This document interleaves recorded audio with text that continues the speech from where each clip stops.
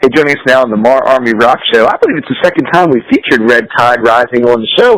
They are from Littleton, Colorado. They are about to go out on a tour we're going to talk about. They got a new album out called Voices, and we have Matthew Waitman, the vocalist from Red Tide Rising, with us. Matthew, welcome to the show, man. Hey, thanks for having me on. Hey, so man, a lot going on with the band right now. So first of all, let's talk about the tour. You got a cool tour coming up, man. Tell everybody a little bit about it. Absolutely. We are about to go on tour with Seven Dust and Crowbot. Man, so elaborate a little bit, man. How'd you hook up with those guys? And where are you going to be playing? Yeah, so we met just through meeting industry contacts throughout the years of playing. Their tour manager, Mac, and he introduced us to their management. And so we set up this tour with him on his behalf. So huge shout out to him for sure. But we're going U.S. and Canada. So it's up in Bloomington, Illinois. We got some really cool shows up in Sturgis for one thing. That's going to be really sweet at the Full Throttle Saloon. Nice. And we'll go to Fort Collins in Colorado. Bring the tour home. That'll be cool. Salt Lake City in Utah. Then we go up through Canada. And, I honestly don't know the Canadian cities as well as I do the U.S. cities. Yeah, no worries there. Yeah. I know we end in Toronto, so it'll be pretty much from left to right we're going from Canada. So hitting all those major cities, so that'll be pretty cool because that'll be our first time up in Canada and getting Canadian exposure there. So, and then you're going up with two great bands, and it's kind of interesting they're two hooking up together. I mean, a little bit different style from them, but both really good live bands. So, hey, tell us a little bit about the making of the brand new record. So, Voices is out, came out in May. Tell us a little bit about how that thing came together. Yeah, so we had done the Drowning Pool tour at the end of 2014, and we just connected with them on a whole nother level. And the drummer, Mike Luce, told us that he wanted to produce whatever we're going to do next. And we kind of, before that tour was kicking off, we kind of started playing around with some more songwriting, and it just went on a whole nother level when Mike got involved.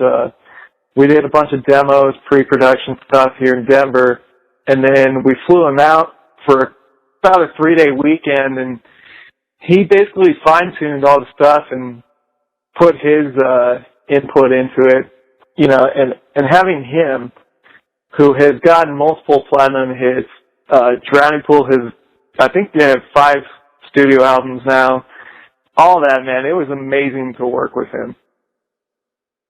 That's pretty cool that he came together and had such a big influence on the new record. So elaborate a little bit more on that. So with the Drowning Pool influence, and it definitely seems to be a little bit of a departure from the stuff we heard before. Not radical, but talk about a little bit of the kind of new feel to Voices and maybe the Drowning Pool influence on it. Yeah, definitely. So part of that was just everyone in the band had new skills, whether it was just techniques or being able to play more advanced stuff live, because we finally had that opportunity to get the live exposure and to test our old stuff in the live market. And we kind of got bored towards the end of the stuff from what we were doing with the Rising. And personally, with me doing the Zen of Screaming for about 2 years at that point, because I'm at 3 years at this point now, I felt a lot comfortable in recording some really heavy and aggressive stuff, because I expected to be able to do it live without a problem, which that's been the case. This summer we've been able to do some short little tour runs, and it's been good to test out the EP, and I think we're really prepared for the Seven Dust run, and we just wanted to get a heavy sound that would fit with a bunch of these nationals that are actively touring. So with his help and with our new skills, voices just came about. Now you talk, it's funny. Talking to you about working with Drowning Pool and all the tours you've been on. A lot of people might be surprised to find out you're only 21 years old and that you've been doing this for 8 years already. So tell me a little bit about how such a young band came together and kind of did this much so fast. Yeah, I mean, like you said, 8 years. It just really started kind of as a high school project for Andrew's side. We did, some covers and just played around. And then we started wanting to do originals. So we started writing some rough originals. Let's just put that. And, we started playing, the local music scene around, not just, talent shows or parties or whatever. We actually started trying to get in the opening position slots of the nationals that come through. And so we started doing that, and we started building up industry contacts. And, as that got more investment into it and that side, we definitely became more serious. We started rooting out problem members, and we started trying to find a solid lineup. It wasn't until really last year, with the addition of Michael, that we found a group to stay. So that's been a struggle for us definitely for a while. But it just became something that we wanted to pursue. We love gigging, we love writing music, and it just turned into what this is now. So talking about the new album, Voices Man, I was listening to it this morning when I was preparing for this, and the song that kind of attracted my attention was Suffocate. And I think there's kind of a powerful story behind that. Can you maybe share a little bit about what that tune is about?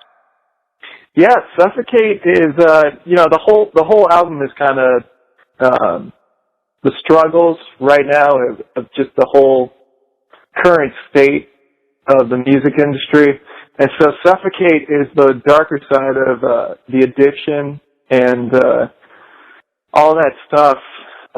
It's just something that I've seen ruin a lot of great bands down in the Denver music scene alone, and I know it happens everywhere.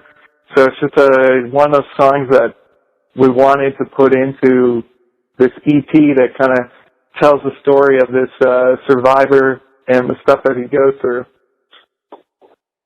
Now, the EP, or the album, the Voices album has kind of, I don't know what to call it, a throwback cover, but the cover's kind of wild. Tell me about that artwork and how that was created. Yeah, so the artwork is definitely influenced by the Mad Max series. And I've got an awesome, talented artist here in Denver. His name's Adam Rhodes with Diving. And I've known him, Andrew and I have known him through high school.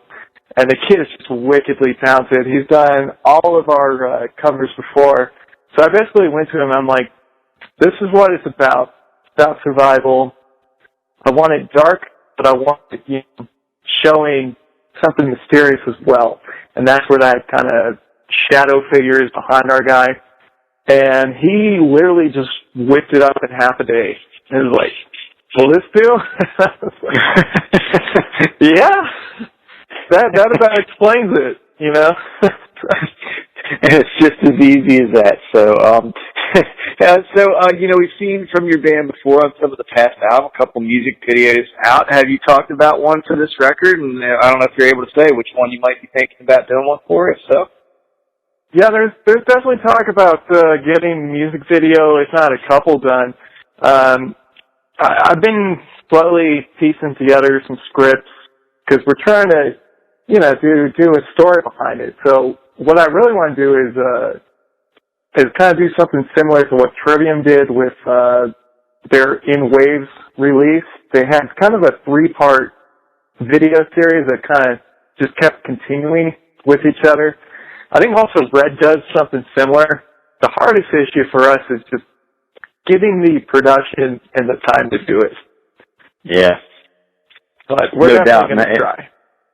Yeah, no doubt. I mean, those things are not easy to just pull off, and they take a lot more work than I think people might understand. So, hey, so I mentioned you're getting ready to, go out and embark on this tour with Seven Bust and Crowbot. So what are you doing with the time before the tour? Like, how do you guys prep a couple weeks before it? What are you working on? What do you do? Oh yeah, I mean, it's been heavily rehearsal right now. We're trying to rehearse multiple times in the week. But we're also, being a little crazy, and we're trying to write some new stuff as well during this. So we're just getting everything pretty much ready, getting road cases built, updating equipment that needs fixed that won't make it. So it's just a lot of rehearsal and a lot of manual labor right now. So what are like the rookie tour people mistakes of stuff you shouldn't forget to take on tour? Like, if you talk to another band or go on their first tour, like, what's the stuff that maybe you said, oh crap, I wish I hadn't forgotten this? There's a lot, man. Between definitely want to make sure your equipment is protected for sure. Road cases, they are pretty expensive, but it saves you. It's not just for scratches or anything, because that stuff's fine. If your stuff gets beat up, it adds character to it. But it's more for protecting like the inside, so like the speakers and all that stuff. That stuff is a little harder to replace. But between protecting your gear and just being not necessarily what you forget or what you travel with, but being reliable as to setting up fast, being professional, respecting the crew of the National, and just making sure you have all your stuff together. Like, that's really the key. You don't want to be that band that throws their stuff in the corner, can't be found anywhere, goes off drinking and partying at the end of the night. Like, make sure your stuff, you're out of everybody's way. Then enjoy the perks of tour life, Well, I'm excited for you for this tour because I'll tell you, man, Crowbot and Seven Dust are both bands that we have sailed aboard Shiprock with. We're big Shiprock fans, and we're big Shiprockers. Been on about 5 of them. And as you go on tour, you guys, you're going to see all these Shiprock people out there everywhere you go, man. Make friends with them because they travel well, and they will stand out to you. So, absolutely, man. I'm excited for the new contacts that we're going to make, the new fan base that we're going to get. It'll be awesome. Well, man, I appreciate the time you took with us today. Once again, the album is called Voices. That's out there right now. They are Red Tide Rising out of Colorado, and you can check them out in August, both in Canada and the U.S., out on tour with Seven Dust and Crowbot, 2 big, heavy-hitting bands. So, hey, Matthew Whiteman, and thank you so much for being with us on the Marmy Rock Show, and safe travels out there on the road, my friend. Yeah, thank you very much, and thanks for having us on the show and all the promotion that you've done for us.